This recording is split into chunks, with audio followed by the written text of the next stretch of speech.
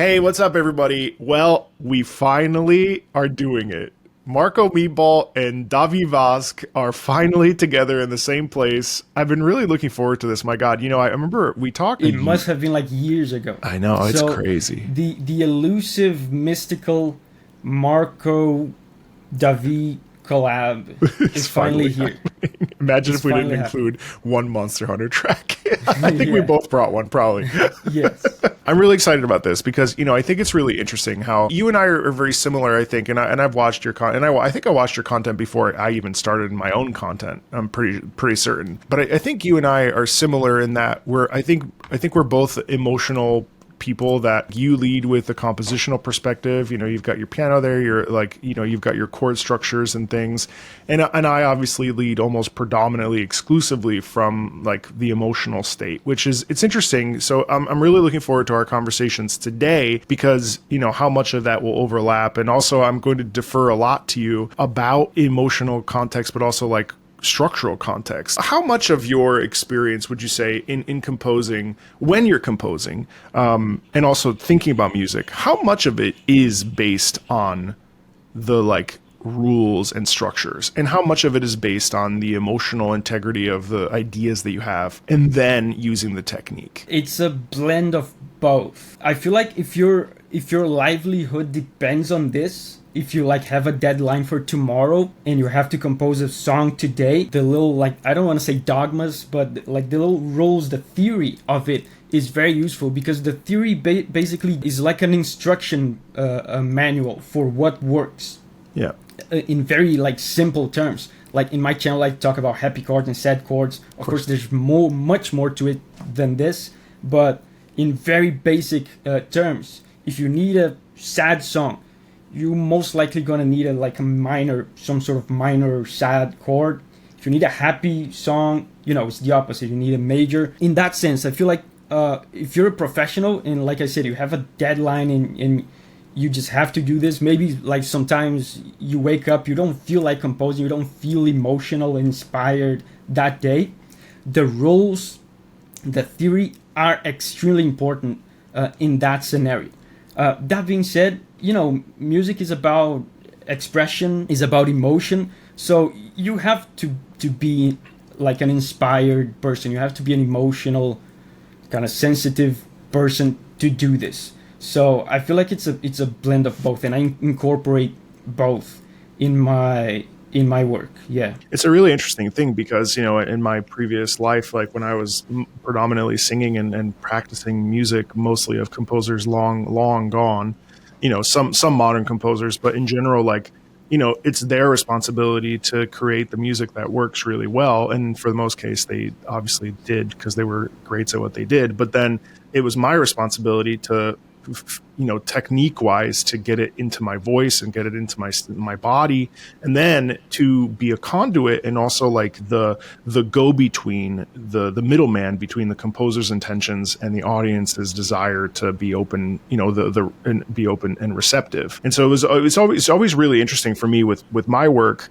And I think sometimes there is a degree of imposter syndrome that I get because I'm not necessarily like, I'm not the guy who knows what the dominant, I don't know the meter. I don't know what the dominant sevenths are. I don't know. I mean, I hear them, but I can't be like, oh, well, that's a syncopation. That must be a, 16th note tied to an eighth with a a dominant seventh chord here, augmented chord, so it's always so interesting because so much of my work was almost exclusively emotional work. I find the duality between what a composer does and what a interpreter and performer does, they're really not similar, even though they're fundamentally the same structures.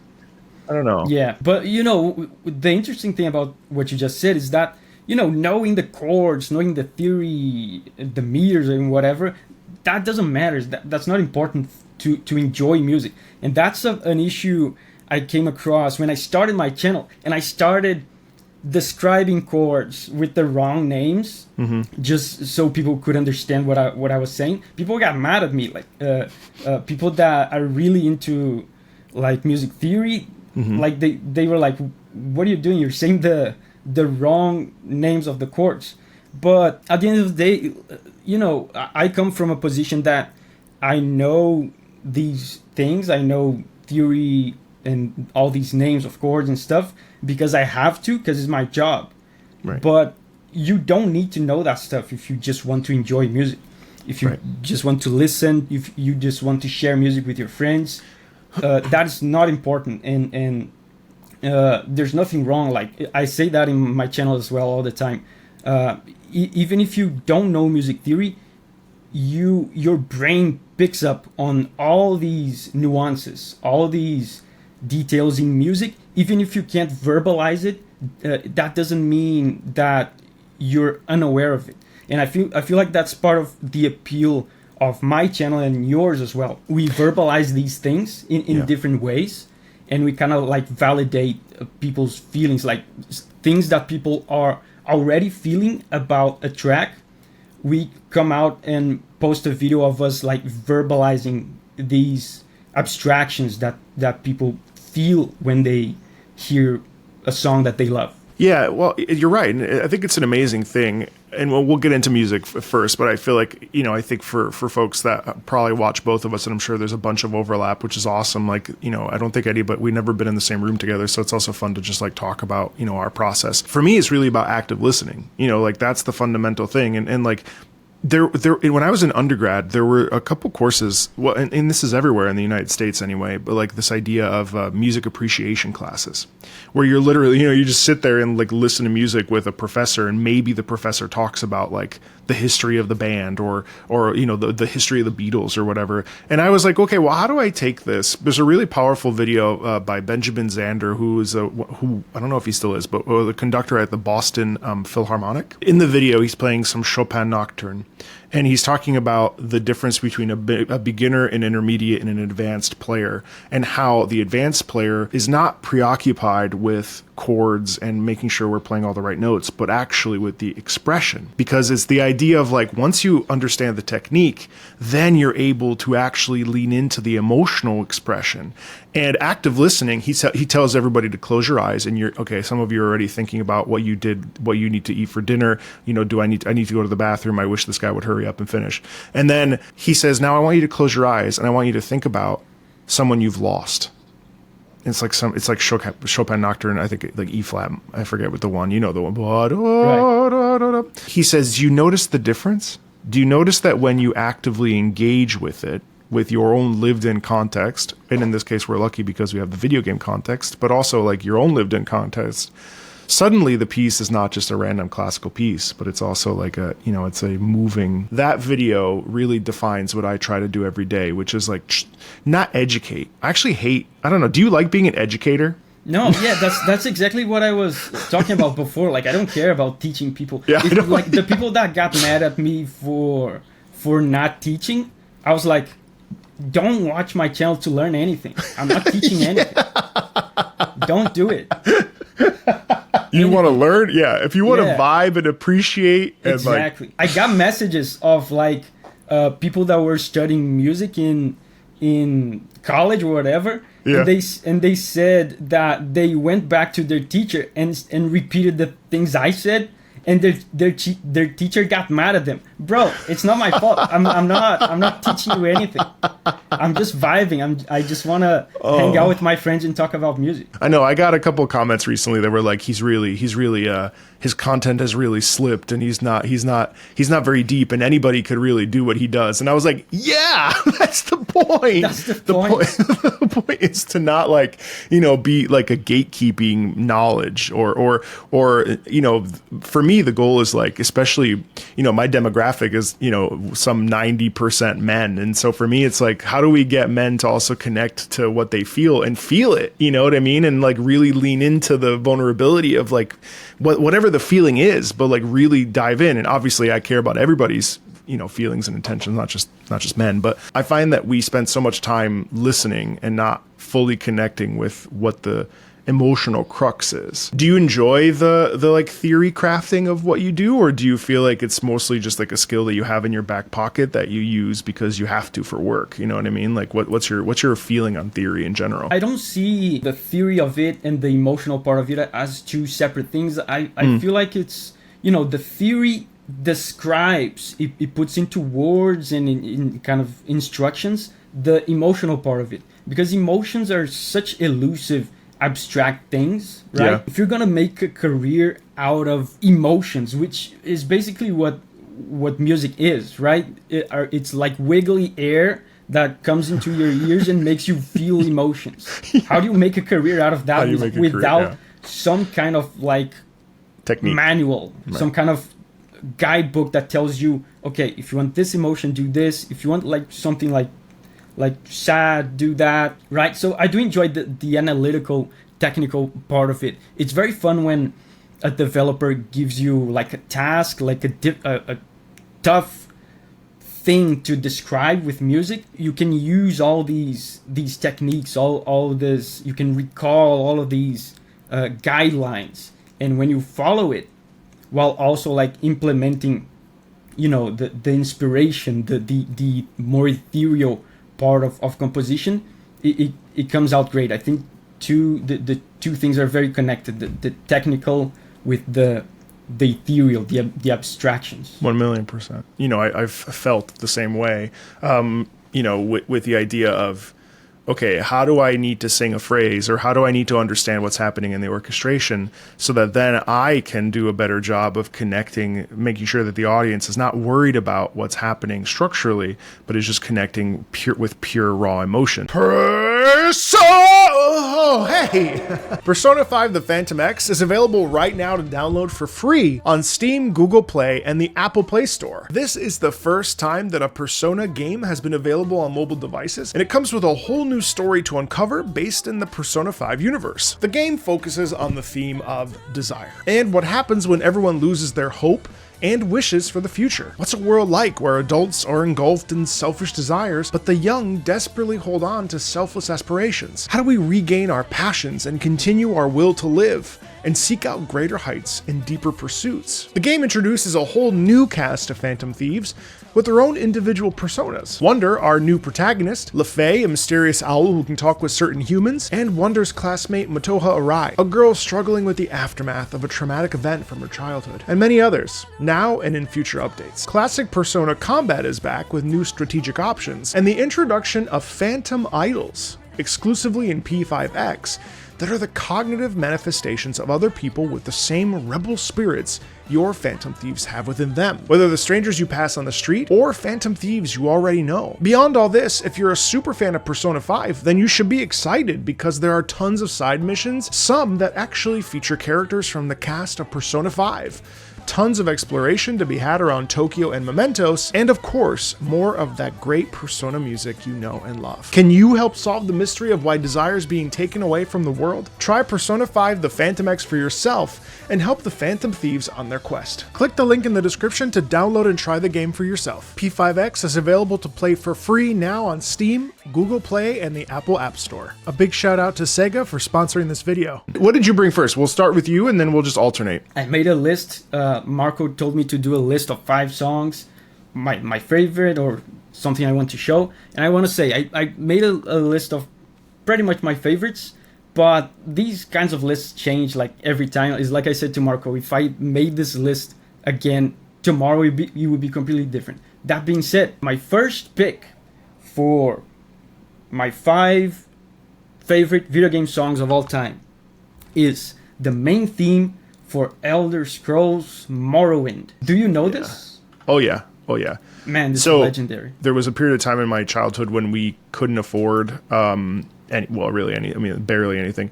And we like kept getting hand-me-down computers. So I had Morrowind on my old Windows like XP or whatever it was, and I couldn't get it to work. So like Morrowind is this game that like to this day I've never played it, and it's just like this like untouchable game that I never got to experience. Did you have an experience with Morrowind? Like this is a game of your childhood? It was my first Elder Scrolls game. Yeah, I think to this day it's still my favorite.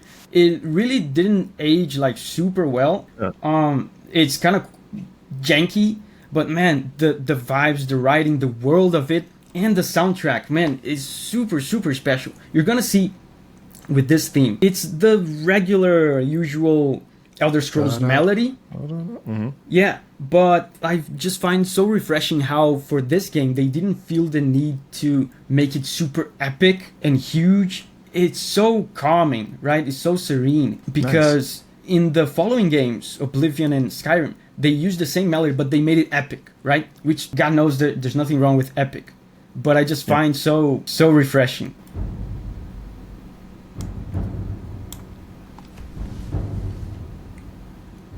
And these drum hits, they are... They're almost like leitmotifs of Elder Scrolls. Yeah.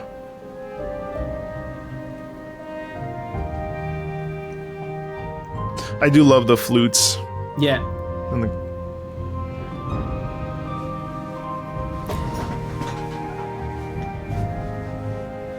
Isn't it refreshing to hear woodwinds in an Elder Scrolls main theme?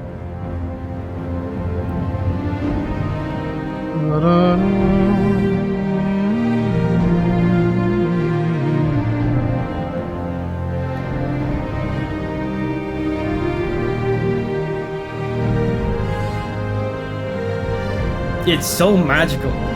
And the name of the song is actually The Call of Magic. And then it gets bigger.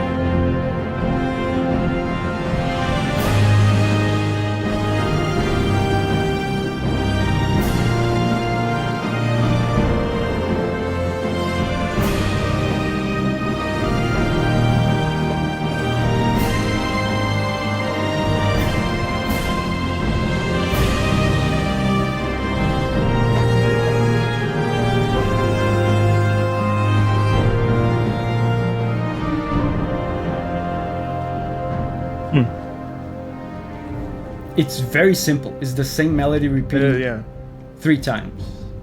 Really what it is a crescendo song, which I love. I love that. I love the concept of just like a natural, like, and that's all it does the entire time. It just grows and grows and grows, you know? Yeah, I mean, like, linear build up. Oh man, that's so pretty. You're right though. There's something to be said for like paring back and not being afraid. Not everything needs to be like a hard hit, you know? Yeah. And you know, you said it's a crescendo, and it is. But even when the song is at its climax, I think the tempo, the slow tempo, still makes it like there's a serenity, a kind of serenity to it that I feel like I said, there's nothing wrong with epic, but there's a depth to it, there's a nuance to it that I don't feel with the main themes of Oblivion and Skyrim. The cool thing about this is that this doesn't play only on the main menu, on the title screen. This also plays during the game, so you're in the game exploring and looking around, talking to people, and this plays. And man, it's such a good representation of the world of Morrowind, just like this weird kind of alien world that is very hostile, but at the same time there's a contrasting piece to it, like the kind of piece that you see in nature, right? Even though nature is hostile and very ruthless, there's a peace to it. There's a serenity, a sort of harmony to it. That's what I feel with the Morrowind main theme. And also too, it's also nice because the woodwinds really represent the forest kind of quality of Morrowind. Well, not forest in the sense of Skyrim, but like, you know, in the sort of, you're right, Morrowind, in the little that I've played of the first like area, and I've played a lot of Elder Scrolls Online, so I definitely have a sense of what Morrowind is like. Like there is that alien quality with the giant mushroom trees, and you know the striders or whatever they're called, giant fleas. And like, you know, like there is that sense of, you're right, there is danger because you don't know what's going to come when you step into a dungeon. That's where you get the bass drum. But then at the same time, wandering down the path to Vardenfell, you know, or the first city or whatever it is, like there is that sense of like, wow, what is that? The majesty of it all. Yeah, and majesty, you know, is a good word. Yeah. Because then too, like when you enter into the, you know, when you hop off the ship and after you speak with the clerk and the judge, and you enter into the first, like the port town, it's really, I love that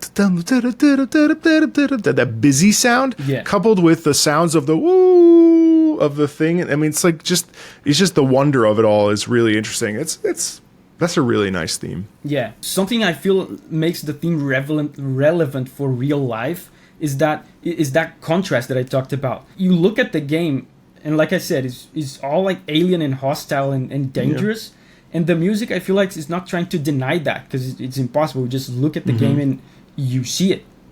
But the music is saying, you know, there's alien-looking dogs out there looking to bite you in the face.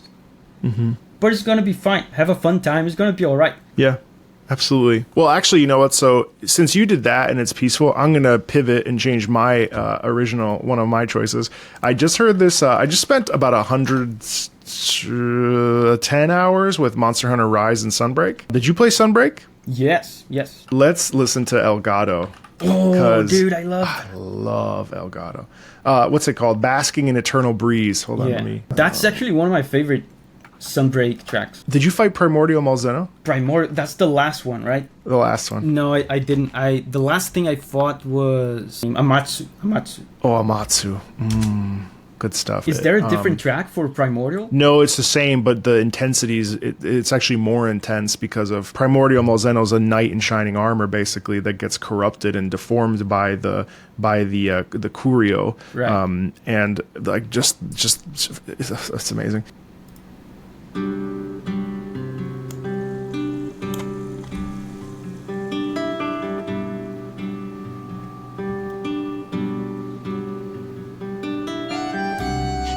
It's so good, man. The accordion. So good.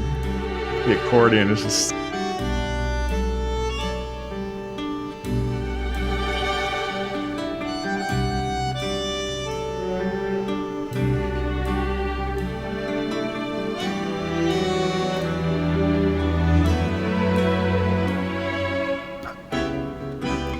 Yeah, I love how it gets a little bit more rhythm into it. It almost sounds kind of dancey at parts. Yeah. But then it pulls back and it goes back to like, no, we're all right. We're just hanging out here, you know? It gives you a taste of like some sort of like sophisticated dance. Yeah.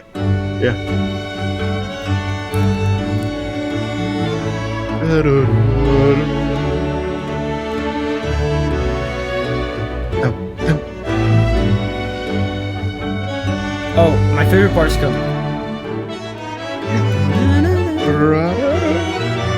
The high notes on the strings are very emotional. Yeah.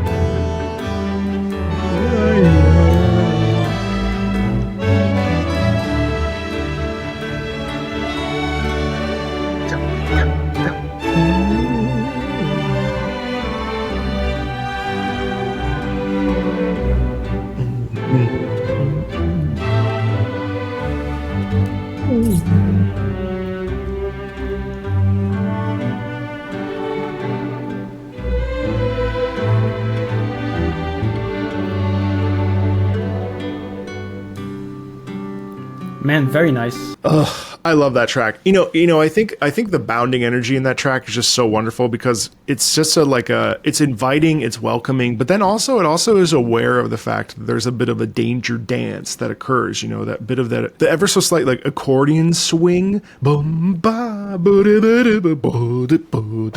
like all that syncopation and stuff. Like it just really feels like hey, welcome.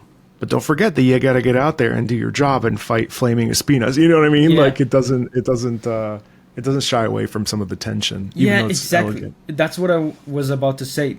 There's some parts of it that feel playful, like it's that kind of dance. But some parts, like there's some tension in it to remind you of the monsters outside. That part that I said was my favorite with the high strings. I feel like that part has such a little hint of melancholy to it, like the kind of melancholy of struggle, of hardship, you know. But it's very, very subtle, very subtle.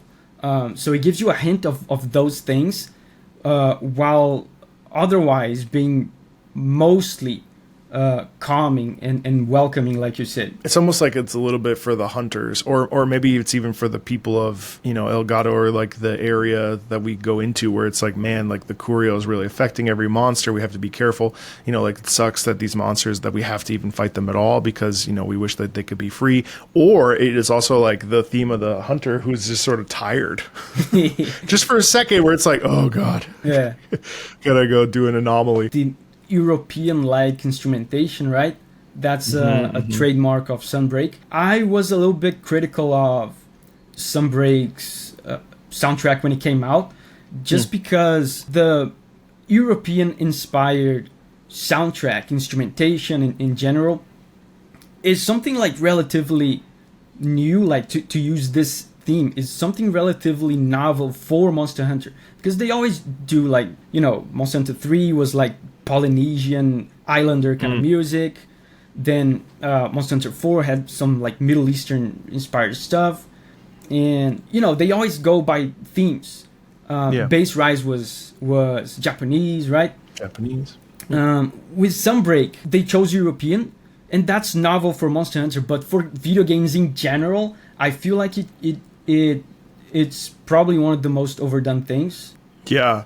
No, actually, if anything, I would say that maybe Wilds ended up being a little bit too far in that direction of in terms of lacking a little bit of identity in town themes, especially. It feels like we sort of took a step back. Yeah, I mean, village themes are dead in Wilds. Yeah, unfortunately, which is a shame. I mean, I'm very happy with the soundtrack in general, but that's the most notable thing to me. There's no Poke Village. There's no the one from Monster Hunter 4U. I forget that one's Valhalla. Yeah, that's a bit of a shame what we lost in that aspect. But I love Elgato's theme. But what do you have next? Okay, so next up, are you familiar with Chrono Cross? Oh yeah, of course. Yeah. I mean, not the game itself, but I know like Corridors of Time is right. Classic. Okay, so the track I have here is one of the first tracks you hear in the game is the Arni Village theme.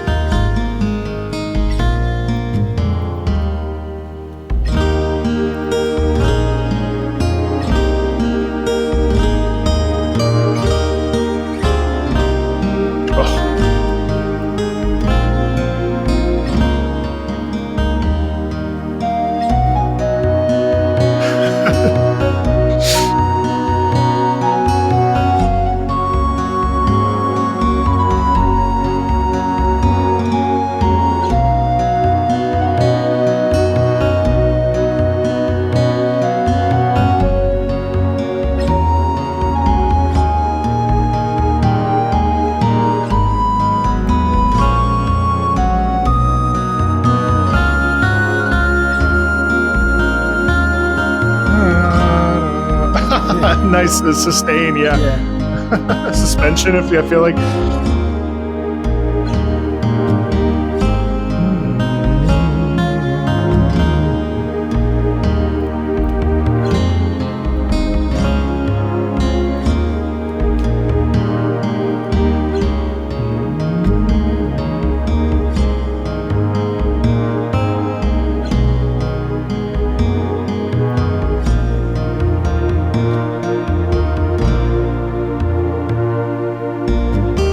Oh my God, that's beautiful. That's beautiful, right? To me, that's just like a warm, pleasant, gentle, loving sound. But like, what about that sticks out to you the most? Then why bring that today? I mean, like, what about that? I feel like this is a very powerful track in making you feel those sensations, related to nostalgia, to childhood.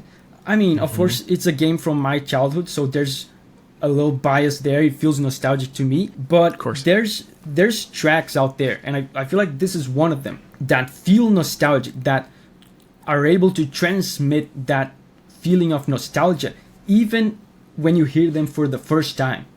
There's feelings of carelessness, of playfulness, of childhoodness that I feel are infused in this, and man, it's so powerful. I feel like nostalgia and like that sensation of childhood is such a powerful emotion. And it's the first town in the game.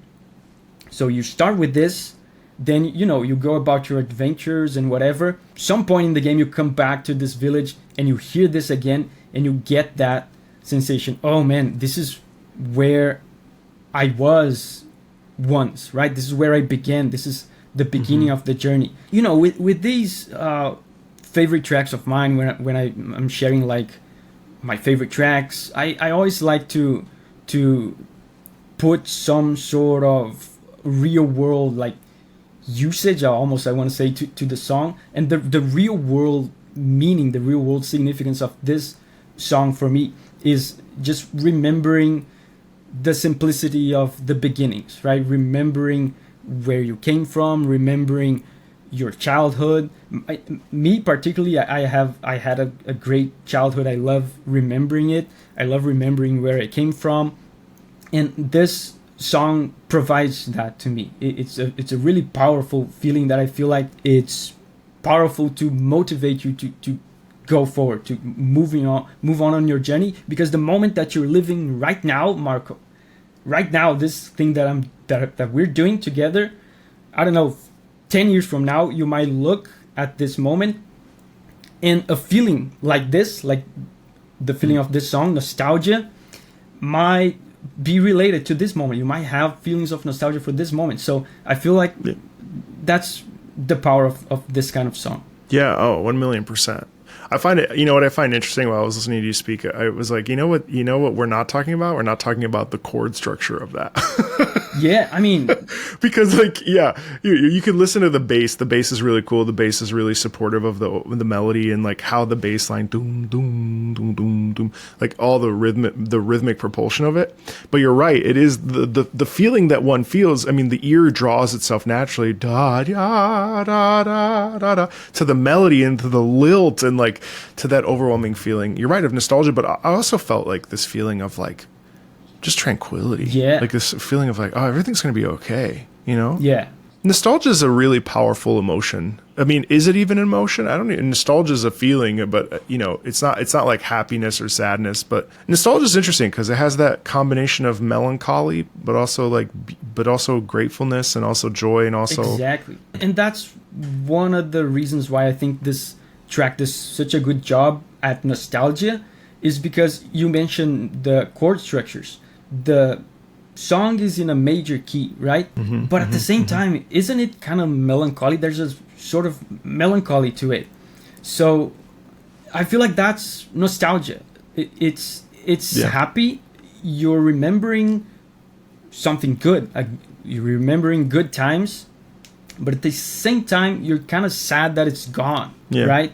You can't hold it anymore. Yeah, it's gone. It's not here anymore. Another cool thing about nostalgia is like the fact that it often involves long memories from long ago. So there's a sort of haziness to it. And this song, with the use of synths, these very like ethereal kind of hazy strings doing the harmony, I feel like the song almost illustrates that kind of haziness, that kind of fogginess of nostalgia. Yeah. Wow, that's really a powerful image. Yeah, that makes a lot of sense. I also really appreciated this song because to me it feels like, you know, we're talking about nostalgia and like it's the intangible. Like you can't touch it. You know what I mean? It's like far away.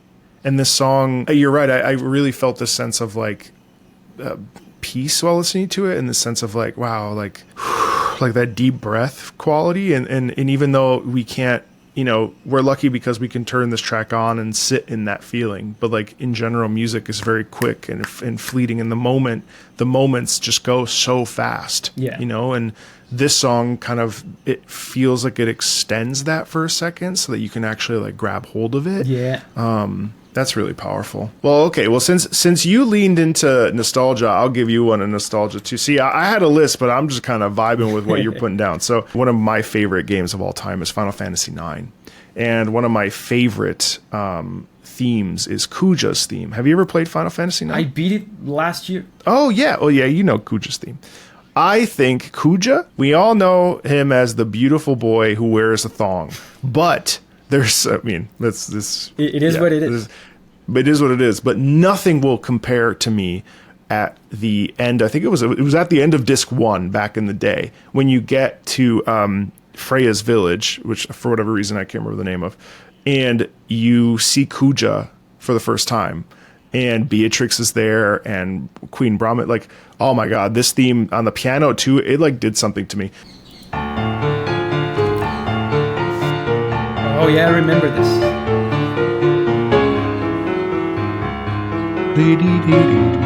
Just arpeggiations the whole time. Oh, and the lower register, it's like so good.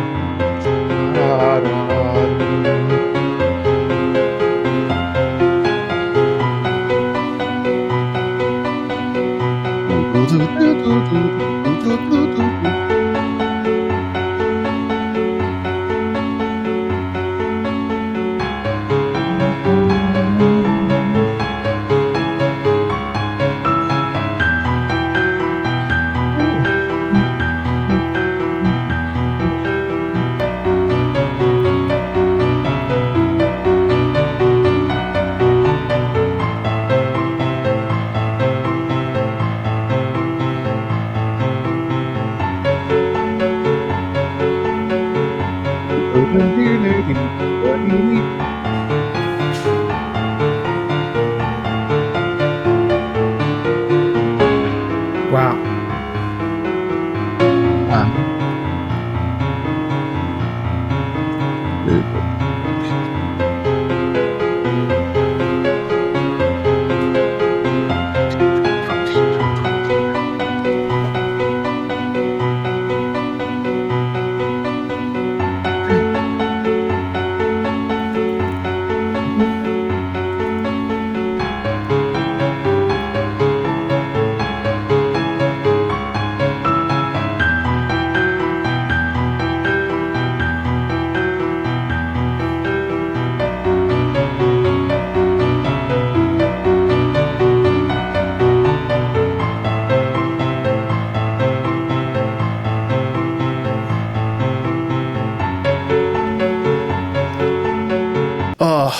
I love it. Man. It's so slippery, you know? Yeah, I was about to say that. I mean, that's a great word for it. I didn't have this word in my mind, but I was about to mention like the semitones. Yeah.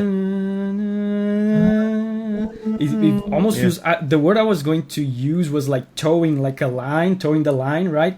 It feels like slippery, like you said. You're towing the line of the semitones. That to me gives a sensation of danger, right? Like towing like the line of something dangerous, taking some risk, which is appropriate for the first occurrence of you meeting a villain, right? Also, Kuja is really working behind the scenes. He's the orchestrator of so much, and I think like his role in everything, especially when you get then to the Leafa tree, which I think is in disc 2 or whatever, but like all that stuff, like it's all him, you know, but you don't.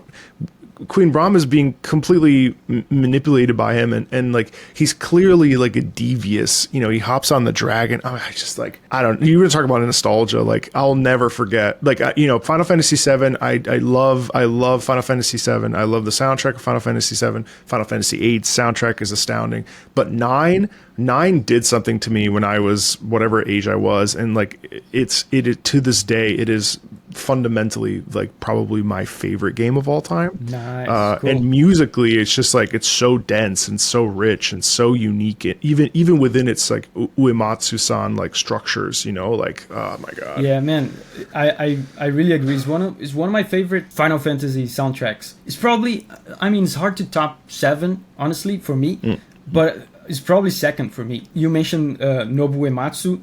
I mean, if you're watching this video, you don't know the name Nobuo Uematsu, please. What are you doing?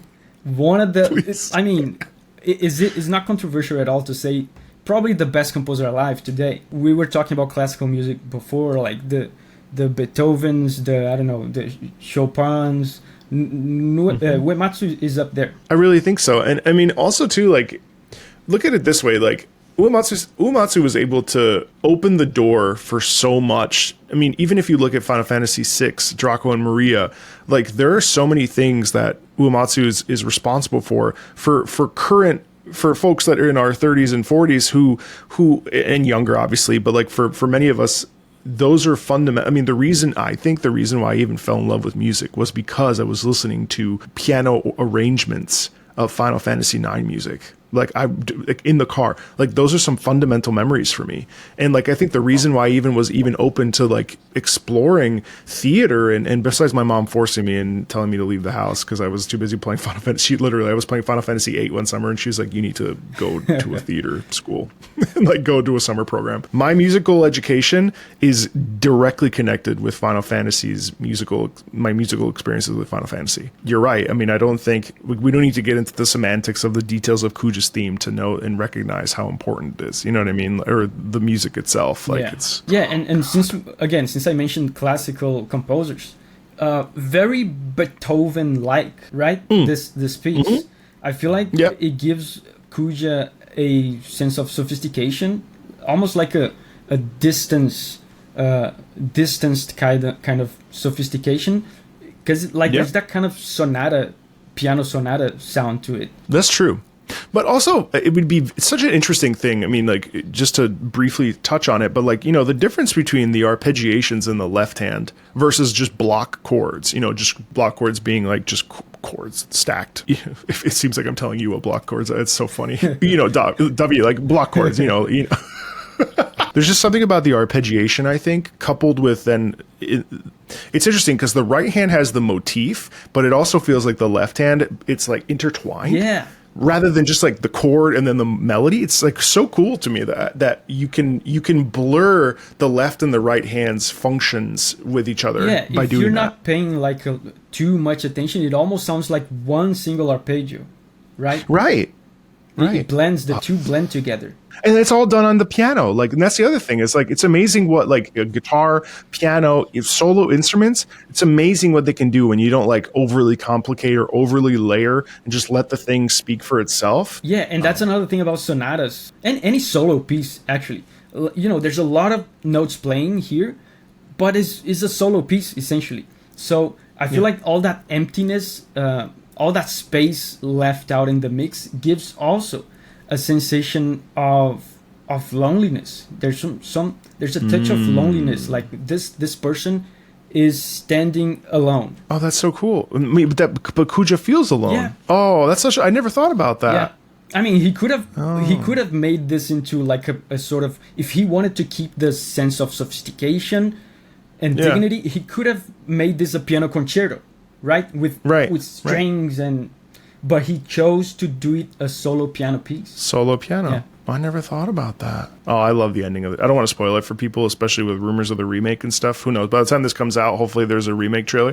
But all that to say, like, man, the ending of this piece, I still think the ending of this game is probably my favorite because it is the most human, and it's just really like about like what it means to love and be a person of the. Oh my god, you just played it, right? You just said you said you played it last year. Yeah. Like I love the concepts. Like everything's kind of funny, hunky dory, like kind of like a little bit too casual, and then all of a sudden it's like existential crisis. Like the last, like the back half. What is the meaning of life? What does it mean to die? Yeah. I was like, man, and then the ending. If I remember correctly, I mean we're spoiling at this point, but yeah, I'm not gonna say any specifics. The ending, like you said, it goes back to the simplicity of love, right? Life. That's really interesting. Next up is a track. Probably, I mean, I'm kind of cheating here because I chose one track that, in a way, represents many tracks of the game, and it's my favorite game of all time, and it's The Legend of Zelda: Wind Waker. I'm about to play this for the first time. By the time this video, yes, I've never played Wind Waker. I'm about to play. I mean, I've heard Dragon Roost and I've heard the sailing tune. Right. Those are the only two themes I've ever heard. Oh no, and the serpent. Something about the serpent. Yeah, I was about to choose Dragon Roost, but I was like, man, that's kind of. I mean, everybody knows that one, and I can instead choose the credits theme, which is a 5-minute medley. Ooh. That incorporates themes from across the game, and there's some really cool symbolism there, with some of the themes intertwining with each other. One theme comes up, the other. I'm so excited. I have very high expectations for this. Let me ask you a question, because I asked one of my mods today, and maybe by the time this comes out, I'll already like be knee deep in it. But like, is this game all about like? Do you feel like a sense of exploration and like a sense of like, ooh, what's over there? Yes. The sense of like, ooh, what's that? Okay, cool. Absolutely. I'm so excited. So you know nothing about it, right? I know zero about nothing. Not a single thing. The focus of the game is like sailing around, and there's a ton of islands. Like your that was actually really like technically impressive for the GameCube. You're sailing around the sea. You see that little dot on the horizon, and you go, "What's that?" And you go to it. It's a whole island. You explore there. When you get there, you see all those other dots, other islands on the horizon, and you're like, "What's over there? What's that? Yeah, what's that? Oh, that's the entire I'm game. excited. That's the entire game. Oh, cool. Oh, that's awesome. Okay, great. All right, so this is The Legend of Zelda Wind Waker HD music staff credits. Yeah.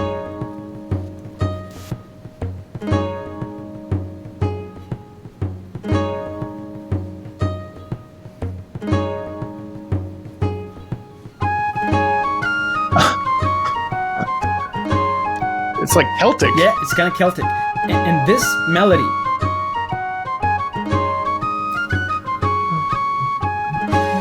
is one of the main melodies of the game, and is the melody of one of the gods. It's the melody of the Earth God.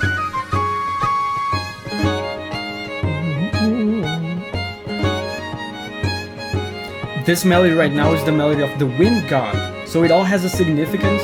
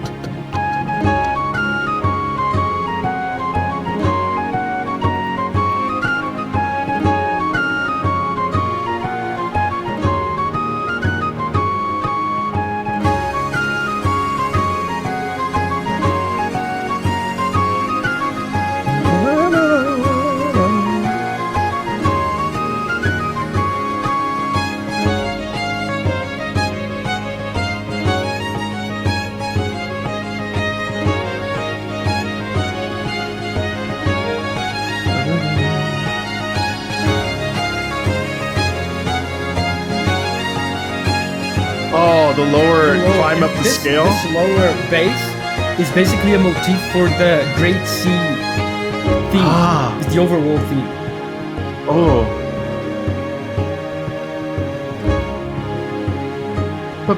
Yeah. Oh. Zelda. It's so nice. I like that it comes out of nowhere too. And again, now, like I said, this is a medley. So now they're playing again the Overworld theme.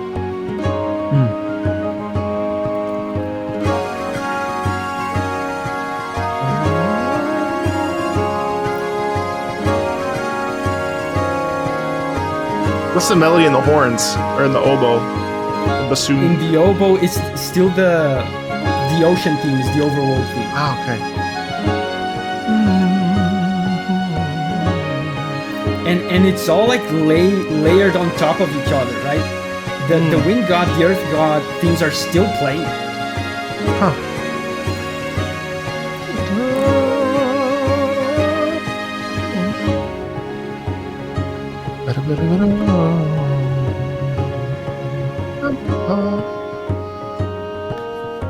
Do you know this? Zelda's Lullaby, yeah.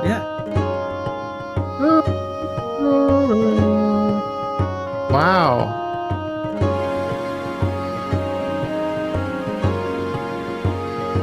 That's amazing. Yeah. And I mean, when you're listening to this after beating the game, it's such a roller coaster of emotions. Sure. Oh, I'm so excited.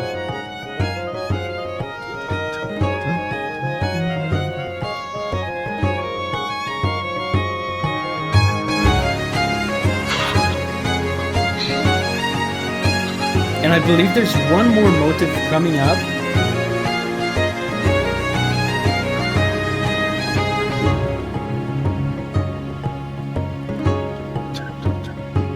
Oh, this one.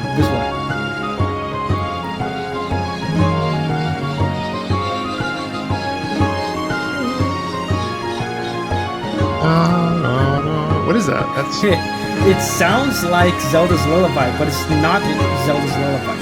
And there's a lore reason for that. It's pretty amazing. Oh yeah, you're right. Yeah, it does. I didn't even know Zelda was in it, to be honest. I know nothing about this game.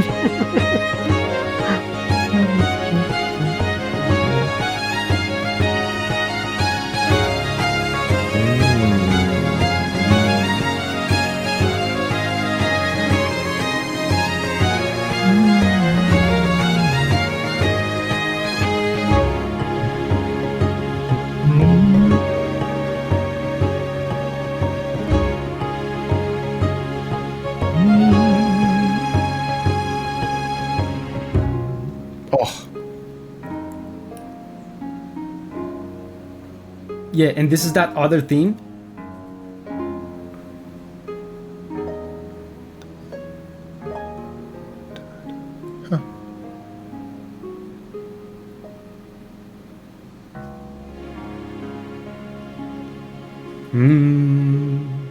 yeah, nice resolution. Oh my god, that's gorgeous. What did you feel about this track? I mean, to me, the thing that really came to mind was the idea of like the closing credits, or like, you know, the curtain call, right? The musical theater thing where all you hear, every track that came before is sort of like a reflection piece where you really, its purpose is to make you like sit back and be like, oh my gosh, like all those people I met, all those experiences I had have led me to this moment, the end of this game.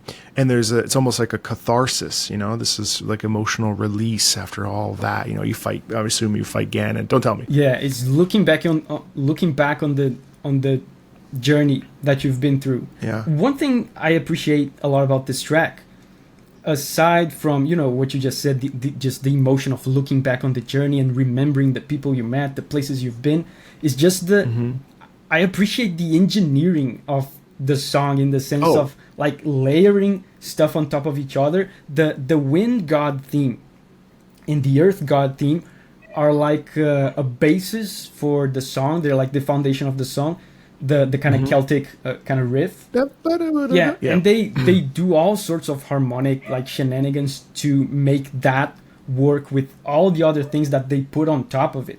Like at some point there's like the earth god theme playing, then the overworld and Zelda's lullabies. Everything is playing intertwined and in harmony. So we were talking before about the cold, like analytical part of music versus the emotional. Yeah. Like this is a cold technical part of the song that I really appreciate and I find impressive. But also, man, the lore significance of some of these themes. I'm not gonna say because it's gonna spoil for you, but there's one theme there, one motive that I didn't say what it means. It's the one that sounds like Zelda's lullaby, but it doesn't. If you've played the game, you might not even be aware of this because I don't know, nobody talks about this stuff unless you're a music nerd like Marco and I. But there's a theme in there that sounds like Zelda's lullaby. You might confuse it with Zelda's lullaby, but it's not Zelda's lullaby. It's the theme of someone else. If you've played the game, you probably know what I'm talking about. But it was a gorgeous piece. This is now, I think, the third track that I've listened to from Wind Waker, and each time I've been just like so pleased. I mean, like I've played Oracle of Seasons, I played like half of Breath of the Wild, and then I've played Link's Awakening on the Switch, the remaster, or well, the remake. This is the first time that I'm playing a game like because I really genuinely am like, I gotta play that Zelda game, you know, like, so I'm really excited. I actually don't want to talk too much about it because I don't want to, like, right. I love it. I didn't realize there was a Celtic sound to it. I didn't realize that even Zelda was in it, or like Zelda's lullaby would appear again. Like it's this and Twilight Princess are the two that I'm like really eager to like experience for myself. Because Zelda is my favorite game series of all time. The composer for this game, Wind Waker, is a guy called Toru Minegishi. And I feel like composer awareness in the Zelda community is horrible. People still, to this day, attribute newer Koji Kondo. Yeah, to Koji Kondo. And he barely composed for this one, for Wind Waker.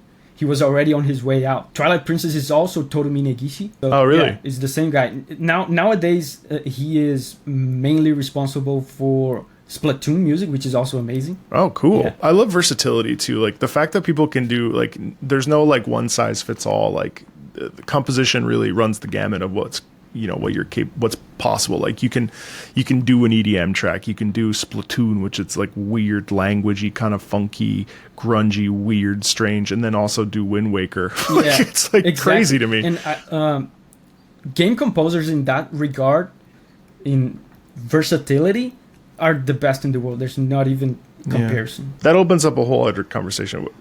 Just like sometimes, a lot of times people are like, well, you're always talking about Japanese stuff or Asian stuff. And it's like, I mean, yeah. And there's other stuff, what about it? which is actually a great segue. Yeah. We have definitely been Japan heavy here, but one of my most favorite modern composers right now is P.T. Adamczyk, and P.T. Adamczyk wrote the music for Cyberpunk 2077 and its subsequent DLC, Phantom Liberty. And this particular track is very, very haunting, and I'm not going to say too much about it, but it's called Never Looking Back from Phantom Liberty. Have you heard of this track? No.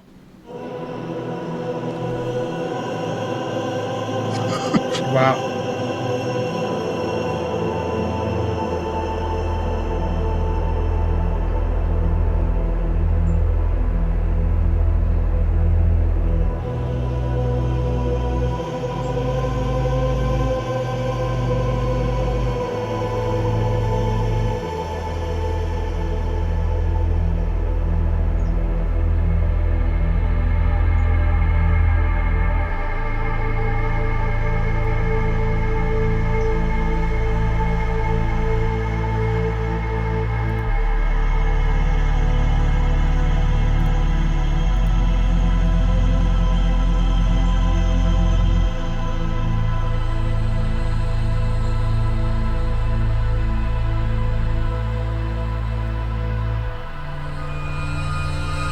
Wow, so haunting. I think it's worse.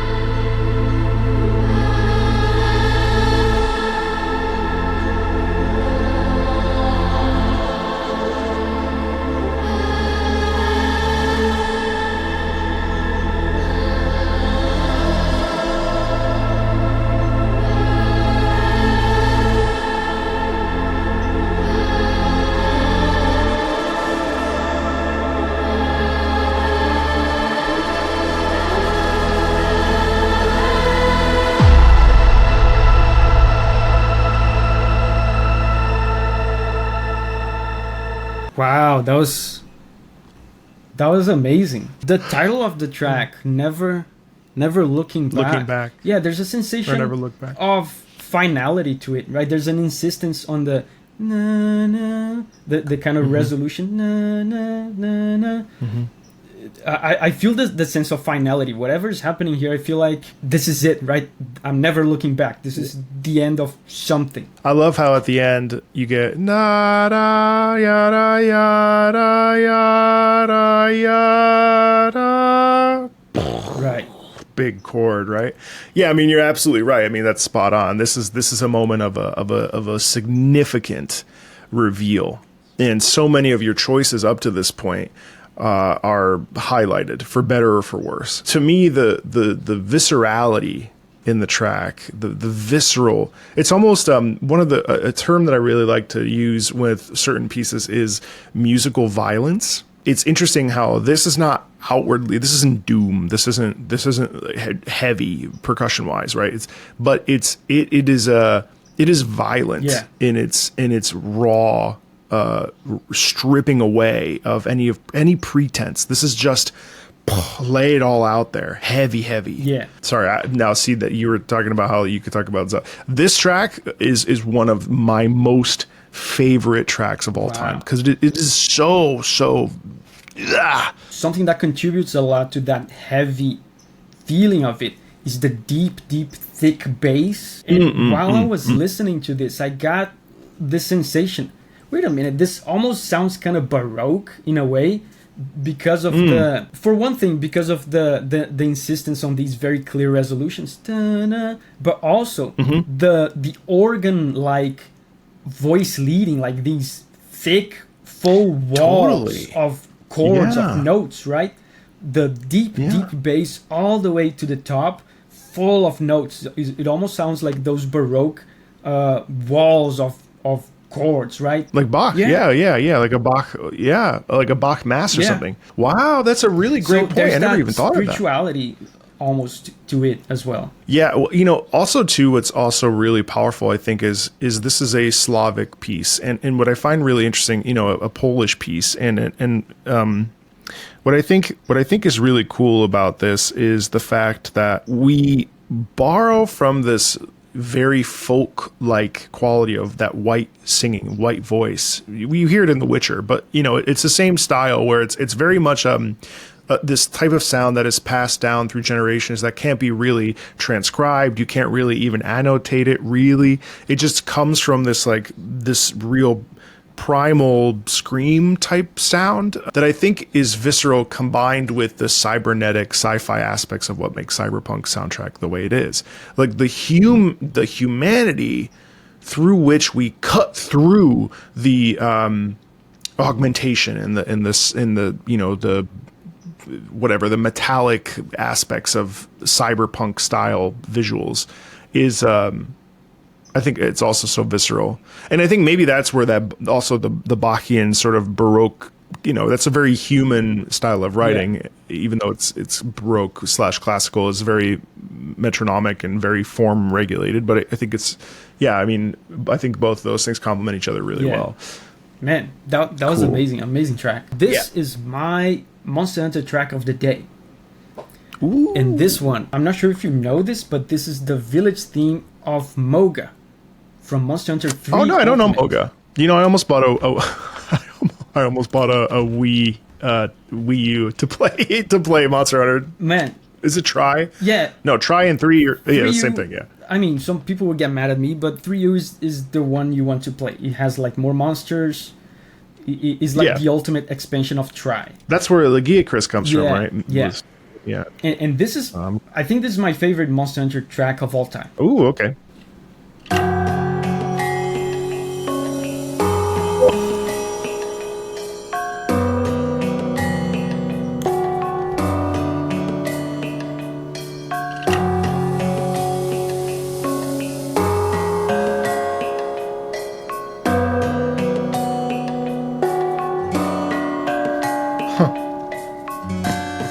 Here it comes.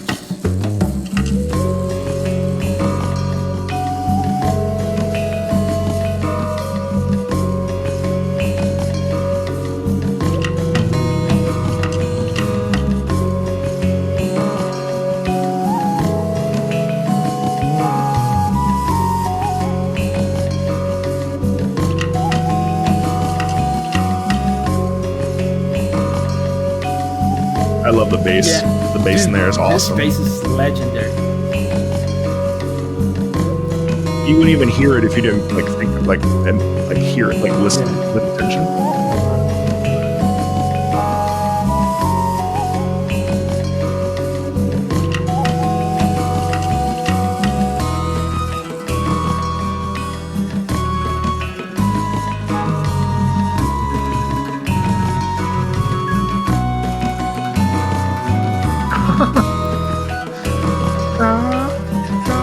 Oh.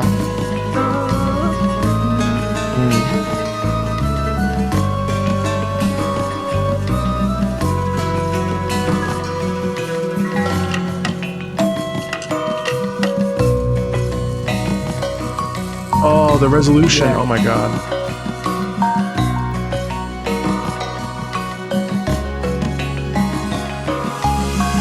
Key change.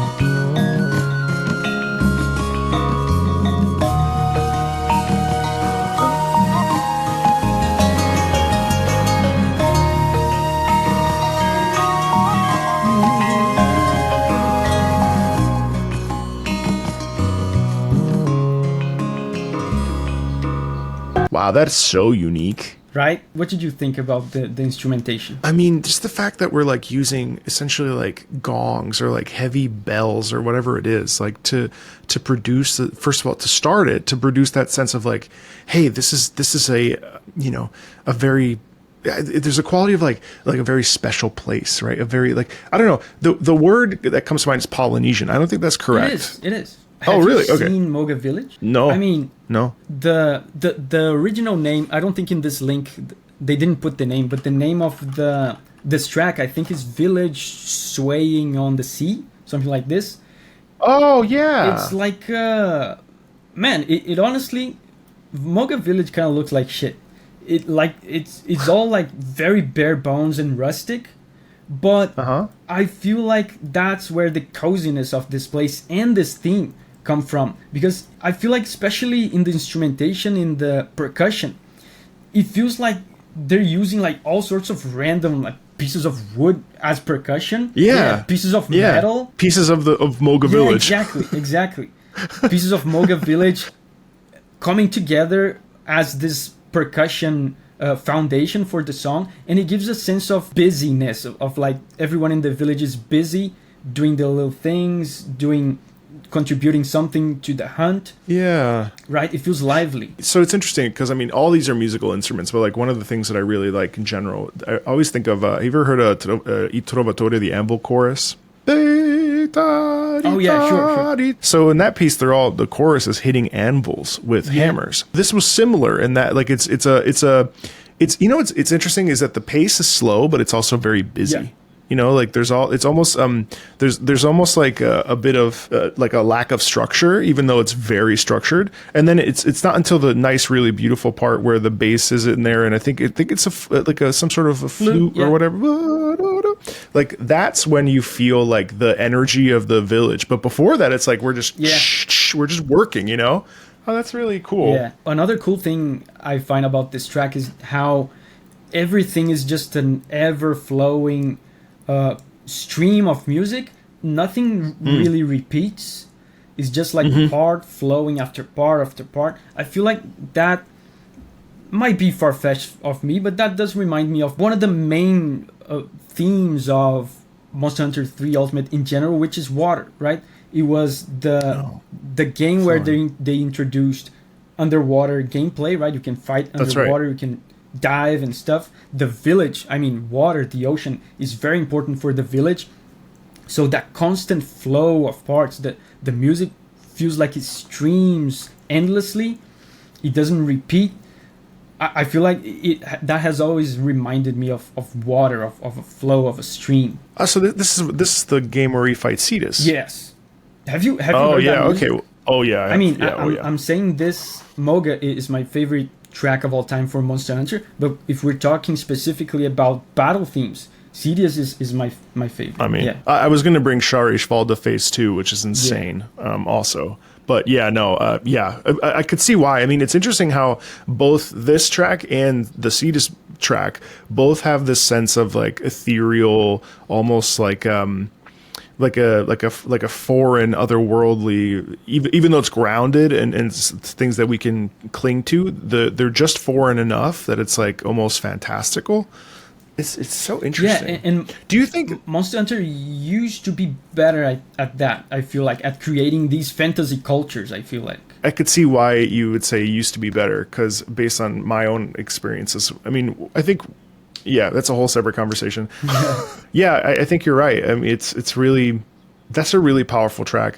Do you feel like, so for me, I feel really connected to Elgato. Now, Elgato feels like home to me. And I don't know if it's because of that's where I've spent the most time in a Monster Hunter, or if it's just because like the music just like connects me to my... Do you feel like you connect to the music of Moga and that's why it becomes a home for you? Or is it because of the environment and everything? I think it's the full package. I think it's the full package. I mean, the memories, the nostalgia definitely affect my appreciation for the song. Yeah. So, man... Monster Hunter 3 Ultimate is my favorite Monster Hunter game. I think it's the full package. I really do love the song, and it's not like I'm like completely blinded by nostalgia. There's songs that are more recent in Monster Hunter that like are some of my favorite. Yeah, it's definitely the full package. The experience, the times that you spend in there definitely help color the track in some way. I mean, that makes sense. That's probably why I love Sunbreak so much. I mean, I love Sunbreak. It's like one of my top 10 games ever. Yeah, I love Sunbreak as well.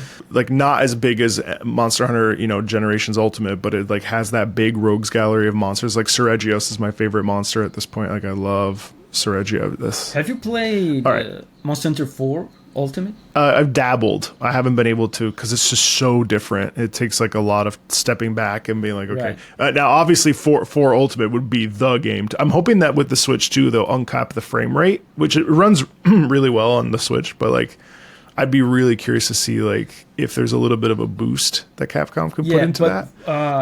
Monster Hunter 4, isn't it just on 3DS? Generations Ultimate. You're talking about Generations, right? Is on Switch. Were you talking about 4? 4, yeah. Oh, 4. I've got it on my 3DS. Yeah, I'm talking about 4 because 4 is where Seregios was the flagship, right? So there's the build-up, there's the story. But, I didn't know that. 4 is complicated because it's on the 3DS, so it's...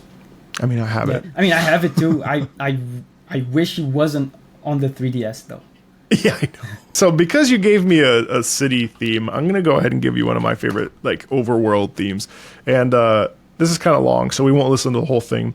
But this is have you ever heard City Ruins Rays of Light from NieR Automata? Yeah, I beat that game this year.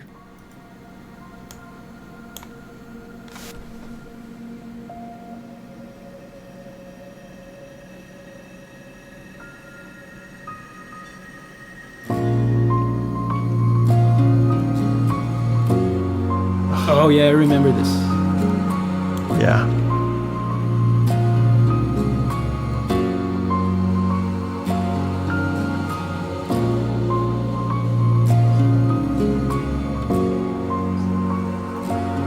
I love the piano, the guitar, the ethereal, like it's so lonely and yet so like rich and dense.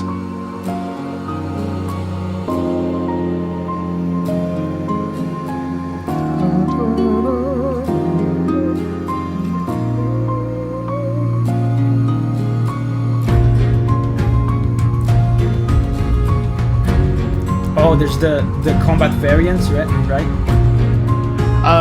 Actually, I guess so, yeah. This is probably a dynamic variation, right? Because of the percussion? It might be. You're right, actually. Oh, yeah, good point.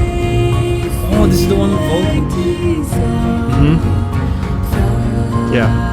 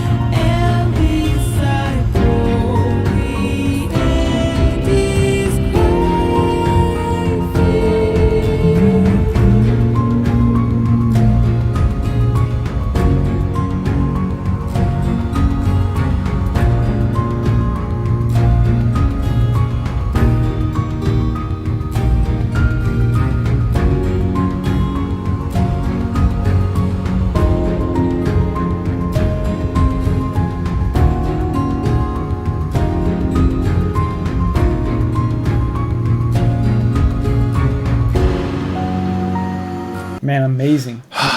The little lonely piano notes, right? Yeah. I feel like there's so much intentional space left in the mix. Like there's very few instruments and there's just this reverb filling the soundscape. I feel like it emphasizes just how empty the city ruins is and just how lonely it is. Yeah, and then I think the vocals then lend themselves to like who's left over and like how life continues on. And then I really love just, I think, you know what's interesting to me is that to me this feels very much like it is an ambient track. Technically it's an ambient track, and yet ambient music is a really fascinating thing to listen to, and I've come around to how vitally important it is to the world storytelling, and to me it's like ambient music is what the place is versus melodic music is what the place wants you to feel. To me this is like such well written ambient music where it's not just like do it's like it just feels very melodic, but not so in your face that it like pulls attention. And I feel like that's an impossibly difficult thing. And ambient music is sort of it's usually one or the other, but this is like really happily in the middle, telling a story, connecting you to the environment while also giving you a sense of momentum to when you're playing 2B. It's like so interesting. The to me. momentum that you mentioned is it's interesting because there's a pace to the song. There's the dun dun dun dun dun dun. It's almost like an ostinato, like a looping, repeating rhythmic figure. I feel like that's important because the city ruins is the overworld is a transitional area where you just go to wherever you want to go. So there's that ever pulsating ostinato just giving you that drive, right? Dun dun dun dun. I feel like it creates an urge to move. And to be fair, I mean, you are, when you're sprinting throughout that first map, the forest area with the city ruins, I mean, you are, there is a ton of movement. Automata soundtrack is really important to me. And I remember when it was when I got to A Beautiful Song, which I think most people feel this way, but when I got to A Beautiful Song, that was when I was like, what is this? Like, it's weird because it's not necessarily that it reinvented something, but it just the way that the music, like the cohesiveness, and we see this actually, I know you've heard a bunch of Clair Obscur as well, but Clair Obscur does this insanely well. And unfortunately, I didn't bring a Clair Obscur track. I wanted to sort of highlight other things, but Clair Obscur does that extremely well. The cohesion between the musical storytelling and the visual storytelling and the actual like verbal storytelling, it's all unified. Yeah. And NieR, as you've experienced yourself, like NieR does that in spades. It's an amazing thing when it all synergizes. And like that's video games to me. You know what I mean? Like that's exciting. Yeah, and NieR is what, like 2018 or something? What is it? Yeah, 2018. I'm almost positive. I 2018. feel like before 2018 there were not as many video game soundtracks with this many vocals, right? Nowadays we have Clair Obscur, we have Stellar Blade, a bunch of people are doing this. I feel like in that sense, NieR was one of the first. I know NieR is a series. I never played the ones before. I don't know if the ones before already did that. Well, it certainly became very mainstream, right? It and, became mainstream. Up, yeah. So, man, that use of vocals in video game music is very interesting, very tricky as well. It's not easy to do effectively. Whenever there's a human voice playing, it's like you're programmed by your instincts to pay attention to it, to focus on it. Pay attention to it. So, man, having a looping track with vocals in it in a game that you play for, I don't know, 60 hours, that's risky. You have to know what you're doing. Speaking of that, do you feel like in NieR Automata, did you feel like any of the tracks got annoying, like listening to them over and over and over and over again? No. Interesting. I don't think so. When I consumed that game, I consumed it like there was not a single bit of it. Maybe the desert track? Exactly. Yes, I was about to say that. I don't even remember what it is. I don't remember it either, but it's annoying. I don't remember it, and it's annoying. But listen, I feel like out of all the games, I'm very passionately talking about how annoying the desert music is. But it's because I'm excited that we think the same about this. I think out of all the games that have this constant use of vocals, NieR is the best. It did it the best because, like I said, you use vocals. I mean, people's brains are gonna focus on the human voice. That's what we do. We have to do it. You have to use all sorts of techniques. One of the techniques that they use is the made up language, right? If it's a made up language, it's less likely to become repetitive because you don't make out words in it. You can't associate it. Exactly. With, So you must use all sorts of techniques like this to prevent repetition fatigue. That being said, Desert is the one that I felt like, man, I wish I could turn the vocals off of this track. Someone's going to be very upset with that. I love the Desert track. What's your last track? What else have you brought me? My final track, my favorite track from my favorite soundtrack. I said before that Wind Waker was my favorite game of all time, but my favorite soundtrack of all time is Bravely Default. You know, I just got the Switch 2 version today. I'm very excited to play it. Congratulations. I've heard nothing but good things. I'm very excited to play Bravely Default. So this is the Overworld theme. Is this Revo? Yeah. Wow.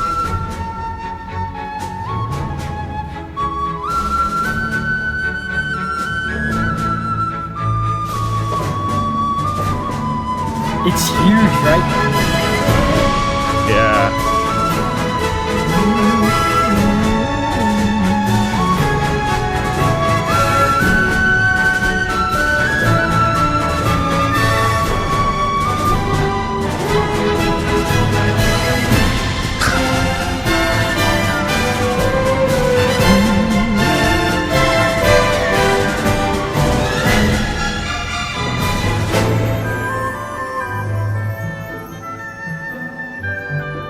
Oh, that's a nice pivot. Oh my God.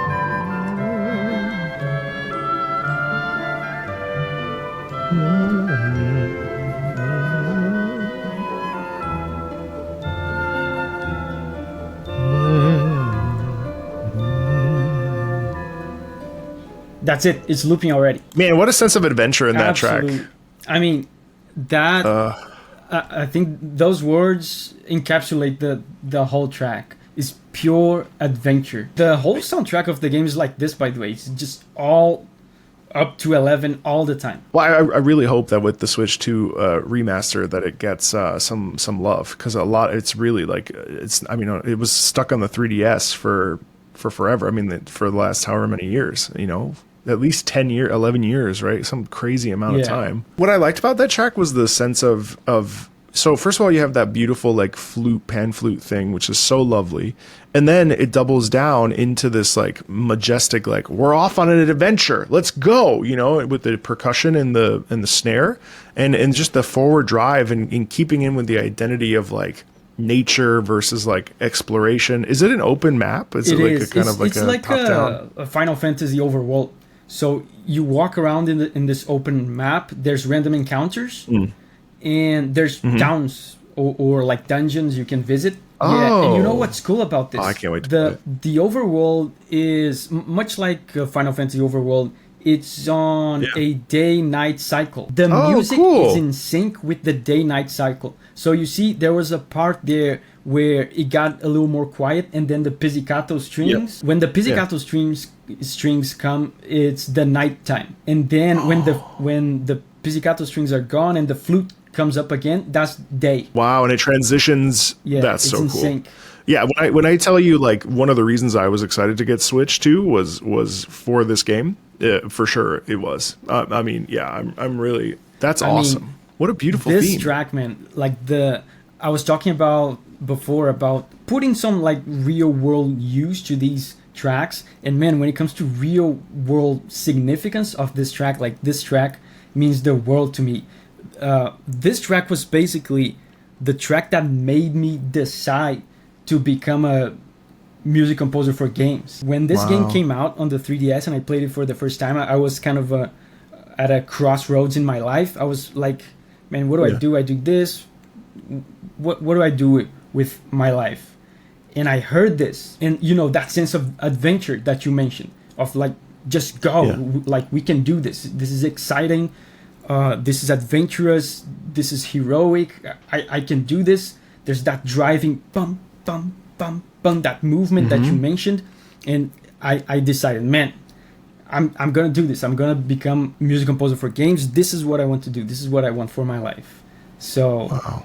I feel awesome. as far as adventure goes, man, there's no track better than this for that kind of sensation. It just goes to show also the power of like music and how it can like really motivate us to change our lives, you know, if we just let it kind of wash over us. Wow, that's really impressive. That's awesome. That's the way I feel about Final Fantasy, like Final Fantasy 9, like the excitement about it, you know, and like the wow. What were you gonna say?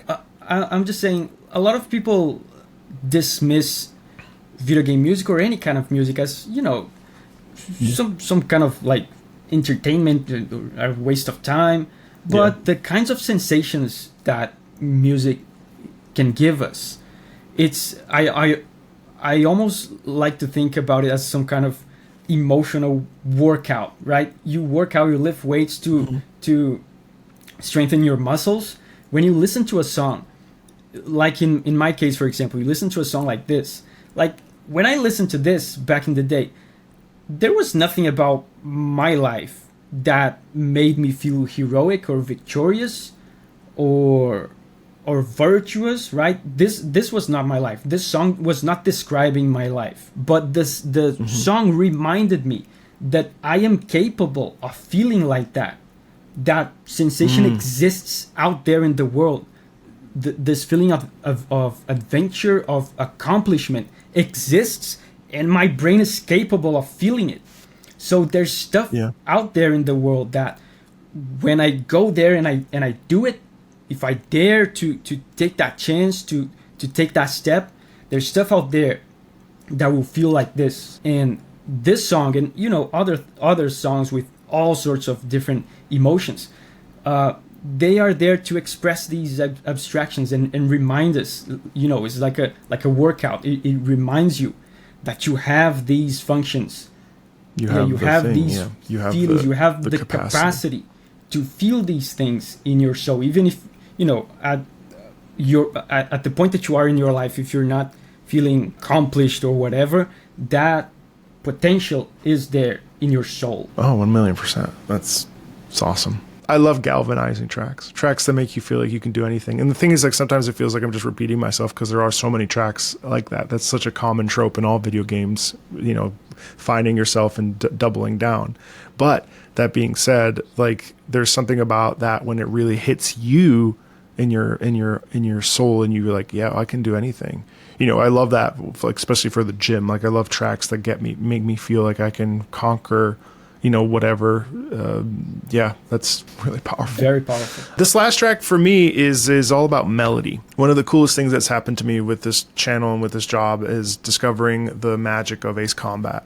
And I didn't realize just how much I was looking for. One of the first games I played on my old computer was Microsoft European Combat Flight Simulator, which is, you know, such a classic. I just love. I almost was a history teacher, and I love history, and especially World War II has always been incredibly fascinating to me. And so I had a patron suggest this track, and I was like, oh God, Ace Combat, this is going to be like, oof. This is going to be like electronic, grunge, whatever. So over time, I've discovered much more of the soundtracks, and this is actually Sound Embrace, which is from Ace Combat 3D, if I recall. Ace Combat, across. I think it appears again in Cross Rumble. The Ace Combat folks will clarify. I always get it confused, but it's one of my absolute. I mean, listen. I spent almost 14 years of my life dedicated to melody and dedicated to lines and you know, how to make melody beautiful and how to tell story through melody. And Sound Embrace is just one of these, like, just chef's kiss melody tracks.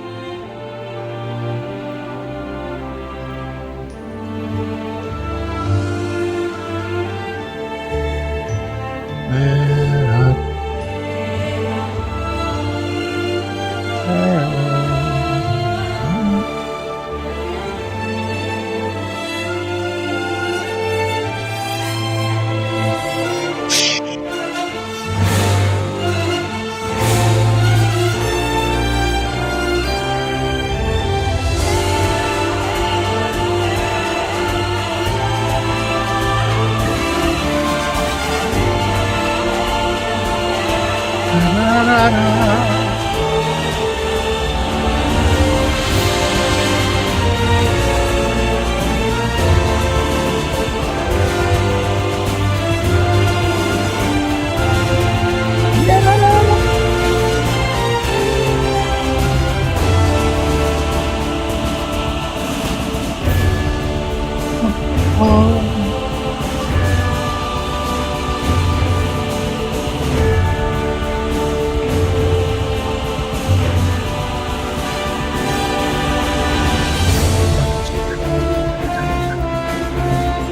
Wow.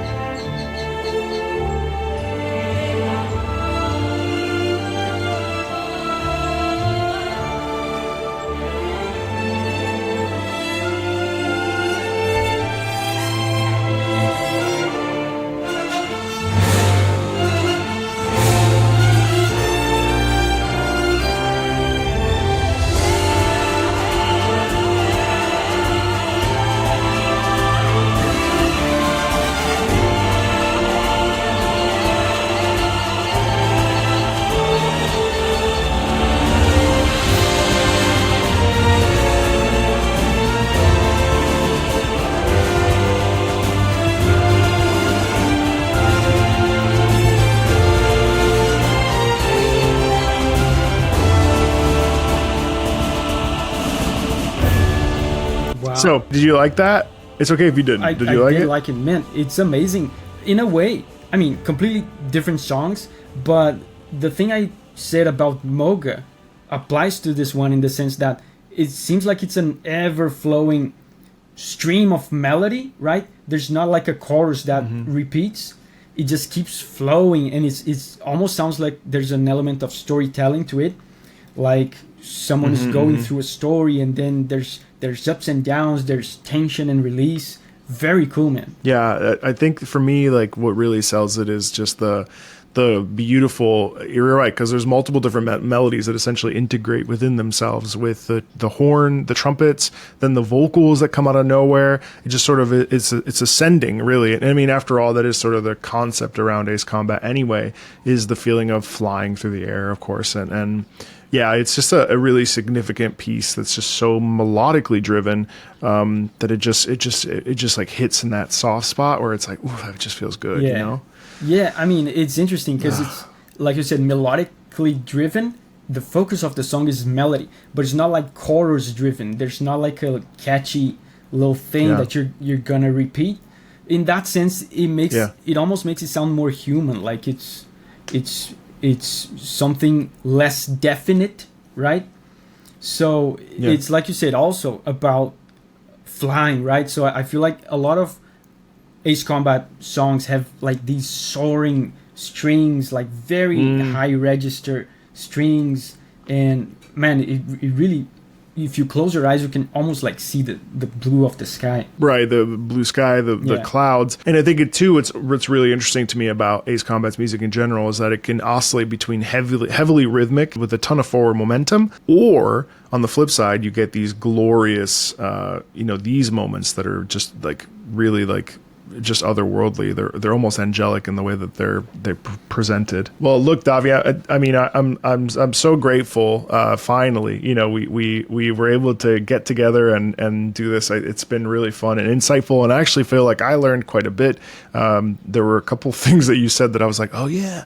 So I really appreciate it. What we do is I think really fascinating, and it's nice to be able to like sit down and talk about music with you and really kind of just nerd out, because so often it's like, you know, there is that degree of like, you know, having to focus in and try to really provide value for people, but then also like, you know, it's fun to just be able to like chill with a fellow musician and just be able to like, yeah, this is fun. Yeah, you know? thanks, man. Thanks for having me. This was a ton of fun. We have to do more of these. We can't let we cannot let the Marco Davi collabs remain mystical and elusive. Every 3 years we do.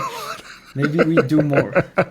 And thank you guys so much for watching this. Hopefully you had a great time with both of us. Of course, you can check out Davi's channel at Davi Vasc on YouTube. And of course, you're here, so you know my channel. Thanks a ton, everybody. And yeah, we'll both see you later. Bye, guys. Take care. Bye.